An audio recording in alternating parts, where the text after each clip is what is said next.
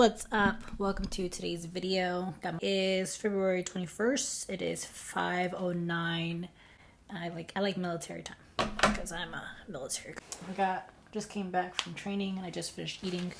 For those that don't know, I wanted to be a veterinarian at one point when I was a little girl. That was actually the one thing that I wanted to be first.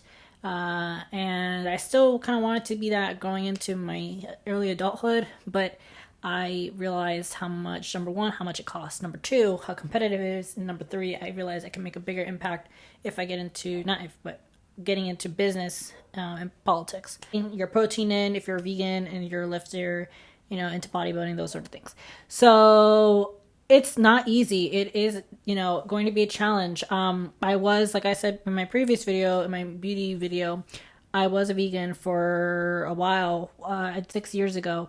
And I stopped because it's really expensive. I didn't really just use beans. I bought a lot of vegan-based protein at Wegmans. So much the eating. I don't think it's necessarily the eating the protein. I think for me is the way the industry is, the way the animals are treated, that just makes it's just really sad, and it's just sick to watch. That if more people are aware and they realize what's happening, I think the more people that stop buying the animal products, then I have faith that this is a really big industry for the future, especially for fitness people, people like myself. I know a lot of people in fitness that absolutely love animals, and if they can go vegan and still bodybuild, I think more people would to create vegan products, high protein products that will take over the meat aisles. That's kind of what I see. The question, which is, how do you kind of maintain your muscle if you're going to be vegan? So I get a lot of beans. So garbanzos is one of my favorites. Garbanzo beans, red beans, kidney beans, black beans. With beans is that you're going to have a lot of farts and it can be high in the carbs. So if you're watching your carbs, you're trying to go on the keto diet, that's where you kind of have to get a little bit more strategic. Now, however, I do plan to go more on the vegan / kind of pescatarian route, because I can still get my protein from fish, and I don't know if fish have a conscious, and that's kind of the main concept behind all this, changing much, but mainly the fish, and then the possibly continue to eat eggs. So I'm going to continue to eat my salmon, tuna. I don't really like sardines, but sardines is a really good one.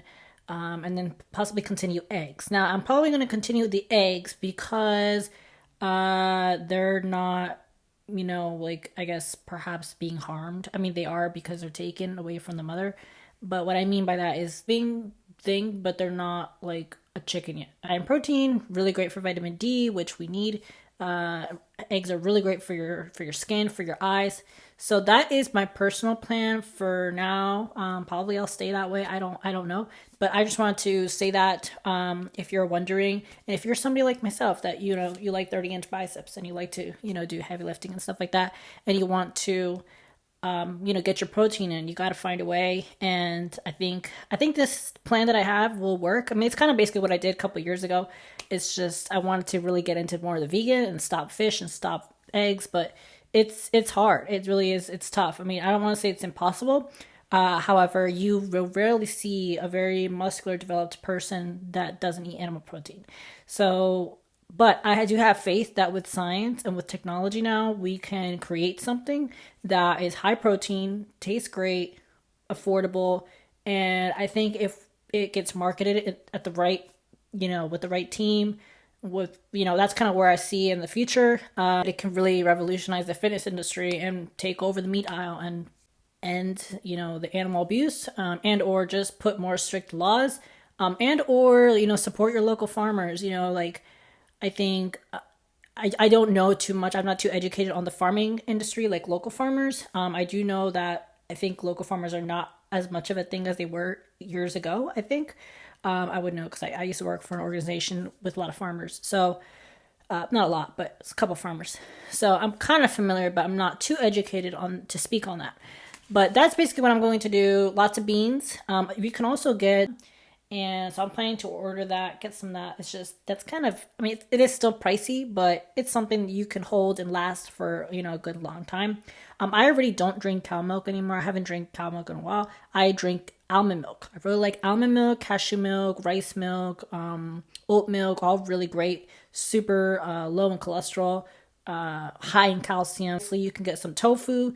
I'm not a huge fan of tofu because of the soy, but you actually don't need that much protein as much people over exaggerate it, because I've tested my physique where I don't eat much protein and I still maintain my muscle mass. Say you need 1 gram of protein per body weight. So if you're 100 pounds, they say, oh, you need to eat 100 grams of protein.